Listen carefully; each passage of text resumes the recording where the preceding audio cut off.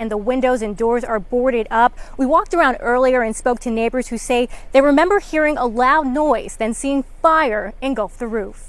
This golf ball is what some Sonora homeowners say has been popping up in their yards. One homeowner says this golf ball actually broke his car window, and now these neighbors and police are trying to figure out who's responsible. The rocks have since been painted over with the name of fallen officer Tara O'Sullivan as well as her badge number. But earlier today, people living nearby noticed that the rocks had been vandalized. Seems like it's been non-stop snow out here. Right now, the wind is really picking up. It's actually pushing the snow from on top of the roofs and from all of these snow piles. You can see people walking up and down Fifth Avenue here outside of McClatchy Park, holding signs for Stephon Clark, Brandon Smith, and Daryl Richards. A heartbreaking loss here. The family tells me they've owned this mobile home behind me for about 25 years. They say throughout that entire time they've never experienced a fire. That's until they woke up to flames. There are flowers, candles, and handwritten notes at the place where Shavondia Armstrong was killed. The family says she was a loving mother and grandmother,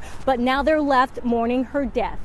Family has since posted flyers like what we're seeing here all around Lake Natoma. We're told his car was found abandoned at an aquatic center across the lake. Some people are still calling for a boycott of this shop. The owner tells us that he wants to come face to face with some of those people to apologize in person. There were people walking up and down this block passing out these flyers in my hand. And if you can see behind me, there are actually flyers posted on this fence where the site is going to be that say no to tiny sheds. It's a last minute effort from people in this community, although this project has already broken ground. It was a big change seeing fans coming in very optimistic and coming out pretty upset that they lost, but still with that optimism, a lot of people saying this is just a great move for the entire city.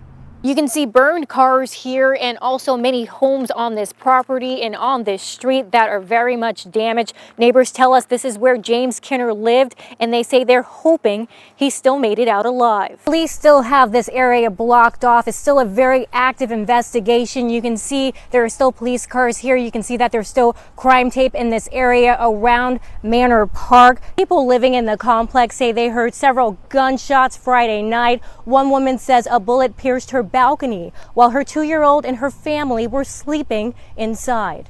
The snow is falling very lightly right now, but you can really see the difference between the two cars I'm standing in between. On this car, you can see the snow from today. On this car, you can see the snow from today and from Thursday's storm. Many drivers telling us all of this snow is just very unexpected.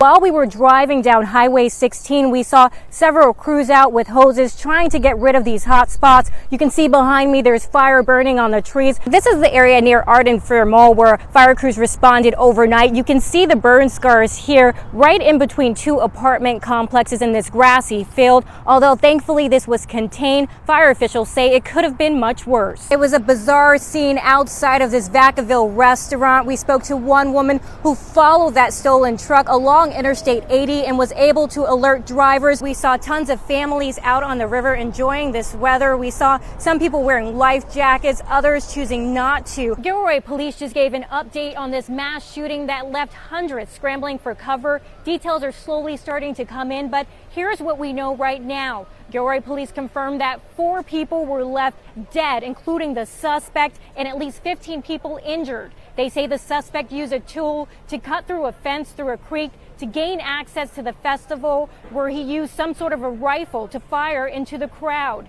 As of 8:34 p.m., the Gilroy Police Department sent out a warning, telling people not to go to the scene at Christmas Hill Park, that it was still active.